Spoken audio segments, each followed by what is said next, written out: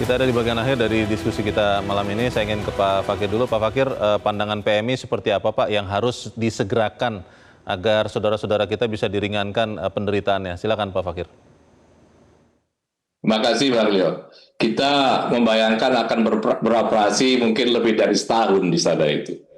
Jadi kita akan selalu mempersiapkan diri untuk keperluan itu tadi dalam tahapan rehabilitasi. Jadi tidak seperti yang lain mungkin hanya sebentar, kita akan tetap di sana. Selama masih ada warga kita yang di penampungan, maka kita akan tetap melakukan operasi di sana. Dan apakah itu keperluan kesehatan, keperluan sehari-hari dan lain sebagainya, kebutuhan dasar, kita akan membantu di situ. Kita target memang tidak banyak, mungkin hanya penerima manfaat lebih dari 50.000 lah, itu aja sudah mungkin, terutama yang sangat 50.000 orang jiwa ya. Dan itu akan cukup membantu mereka yang mempersiapkan diri untuk kembali hidup normal. Kira-kira seperti itu, Bang Leo. Terima kasih Pak Fakir. Pak Rohmin, apa Pak yang akan dilakukan DPR Pak untuk membantu saudara-saudara kita di Sumatera Pak? Iya, buat kami tiga ya dari peristiwa ini yang harus kita lakukan. Pertama adalah tindakan kuratif ya. Itu memang ranahnya BNPB dan PMI dan pemerintah daerah. Tapi yang kedua buat kami di DPR itu adalah pembelajaran. Kita harus benar-benar melakukan tobat ekologis. Karena data yang kami peroleh dari World Resource Institute bahwa dari tahun 2000 sampai tahun 2014 hanya dalam 14 tahun hutan Sumatera tuh hilang 8 juta hektar, Bung Leonard. Sekitar 22% dari luas hutan itu. Jadi enough is enough. Saya nggak bisa bayangkan mungkin 2014 sampai tahun 2024 ya, itu 10 tahun berikutnya mungkin itu bisa lebih dari 10 juta ya.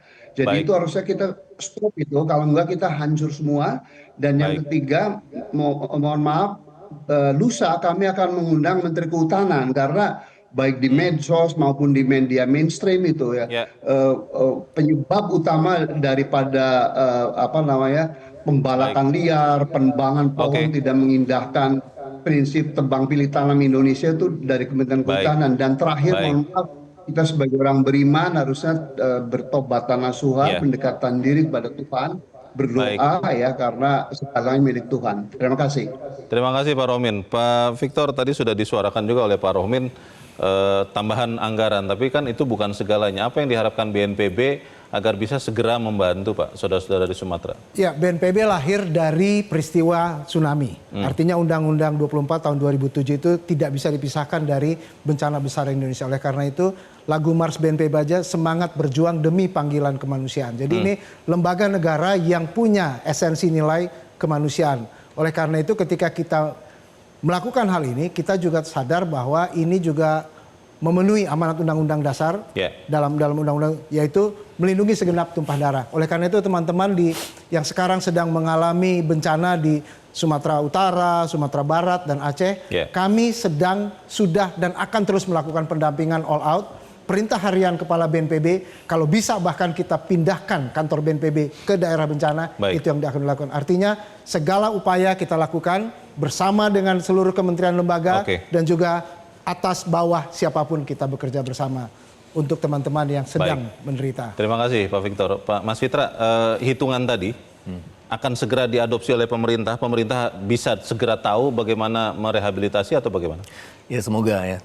Kalau kita lihat secara umum ya, perdebatan antara bencana nasional atau bukan bencana nasional, sebenarnya apa yang pemerintah lakukan sekarang sudah melebihi kadar dari bencana nasional. Cepat tanggapnya presiden, turunnya menteri-menteri, gelontoran uang dan seterusnya.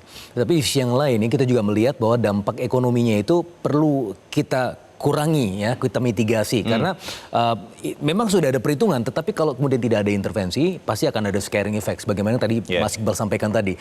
Maka dalam hal ini kalau kita bicara uangnya ada atau enggak, itu kan concern netizen juga, bencana nasional tidak bencana nasional, apakah karena tidak ada uangnya? Sebenarnya uangnya ada.